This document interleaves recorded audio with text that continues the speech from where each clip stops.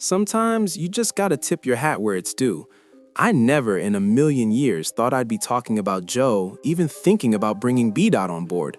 I honestly didn't expect B. Dot to have much of a personality. I figured his takes were safe, predictable, just stuck in one lane.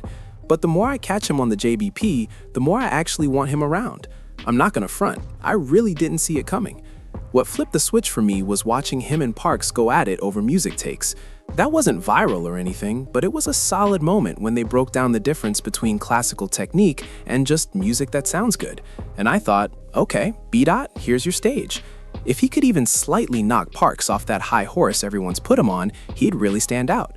Parks stayed planted, but the back and forth was fire enough that I wouldn't mind seeing more like that in future music debates.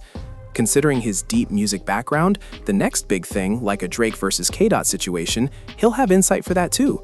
I know he's still connected. I remember seeing Drake on Rap Radar, which was my first real Drake interview, and I can't ignore that. Who knows what other heavy hitters he's linked to? I never tuned into Rap Radar consistently, but who's to say he doesn't have ties to other music legends too? Another thing about B. Dot being on the JBP that totally caught me off guard was seeing Mona's jealousy surface. I was deep in the comments today, engaging with every single music take they were dropping. Then, out of nowhere, Mona kept popping in, telling B. Dot how things run on the pod, how to drop jokes, how to contribute, basically how to pod roll one. And I'm like, hold up. For those of y'all on Patreon, if you're not, seriously, hit that subscribe button. I broke this down in my Janice and Mona video. This is classic Mona behavior, an instantly recognizable personality quirk. You have to squash moves like this early. Lady, I don't know who you think you are to me, but you cannot keep telling me how to run my job when we're literally doing the same thing. If I were green, sure, I'd welcome advice from anyone in the room. But I've been in this game for decades, and you're just trying to build a persona right now, so who exactly are you to lecture me? And because B. Dot is polite, borderline vanilla, he's never gonna push back.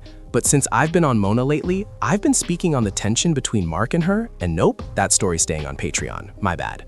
Even though Ish popped in at the very end, I do have to give credit for what could be a rotating cast setup. I'm not even gonna sweat that Ish or Ice missed an episode. If they can all mesh together like a basket, I'm here for it. Because here's another hot take.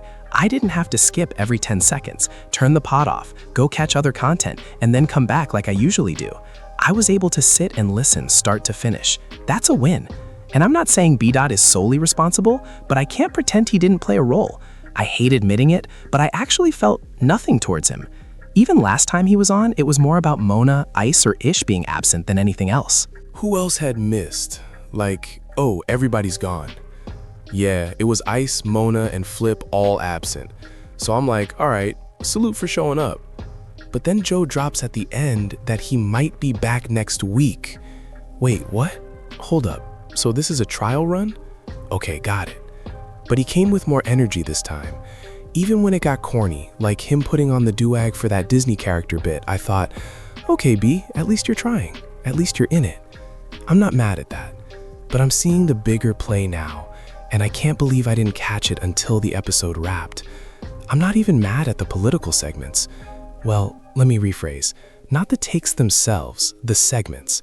They're valid. Because if B. Dot's in, I now have my outside musical expert alongside Parks and Ice, the in-house experts.